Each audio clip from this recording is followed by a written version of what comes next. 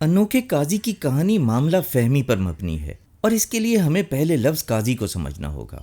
قاضی لفظ قدا سے نکلا ہے اور قدا کا اوریجن عربک ہے، جس کے لفظی معنی کسی معاملے کو طے کرنے کے ہیں، اور کوئی ایسا شخص جو کئی امکانات کے بارے میں غور سے سوچنے کے بعد کوئی معاملہ طے کرے اسے قاضی کہا جاتا ہے۔ یہ گئے وقتوں کی بات ہے، کسی شہر کا قاضی مرغی لینے بازار گیا۔ دکاندار دکان بند کر چکا تھا، وہ ایک گاہک کے لیے مرغی ذبح کر کے اس کا انتظار کر رہا تھا۔ قاضی صاحب نے کہا، یہی مرغی دے دو۔ دکاندار نے کہا، میں مرغی کے مالک کو کیا جواب دوں گا؟ قاضی صاحب نے کہا، گاہک سے کہہ دینا مرغی اڑ گئی، بات بڑھے گی تو معاملہ میرے پاس ہی آئے گا۔ دکاندار نے مرغی قاضی صاحب کو دے دی۔ کچھ ہی دیر میں وہ گاہک آن پہنچا جس کی مرغی تھی۔ مرغی طلب کرنے پر دکاندار نے بتایا کہ مرغی اڑ گئی ہے۔ وہ نہ مانا اور دکاندار کو پکڑ کر قاضی کے پاس چل دیا۔ راستے میں دو افراد جھگڑ رہے تھے۔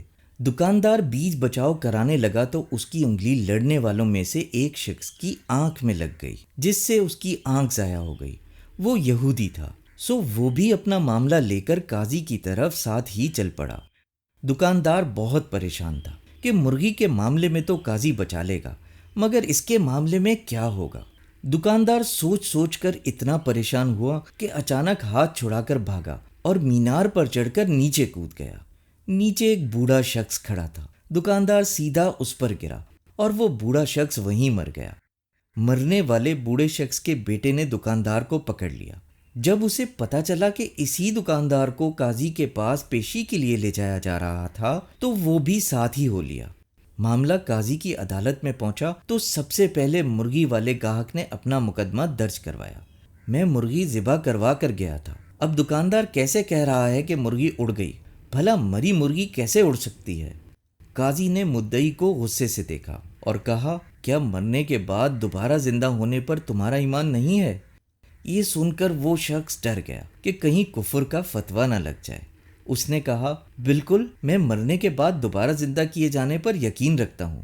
قاضی نے جواب دیا، تو مرغی کے زندہ ہونے پر کیوں نہیں رکھتے؟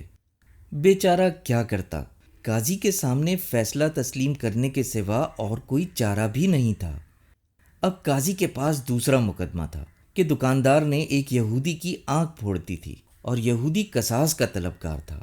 چونکہ یہودی کے لیے قصاص آدھا مقرر تھا، اس لیے قاضی صاحب نے فیصلہ سنایا، دکاندار نے یہودی کی ایک آنکھ پھوڑی ہے، اس لیے نصف قصاص دشوار ہوگا۔ بہتر ہے کہ دکاندار یہودی کی دوسری آنکھ بھی پھوڑ دے اور یہودی بدلے میں نصف قصاص یعنی دکاندار کی ایک آنکھ پھوڑے گا۔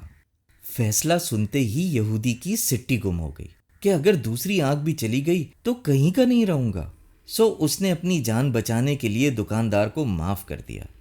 اب تیسرے مقدمے میں بوڑھے کا بیٹا قاضی کے روبرو پیش تھا۔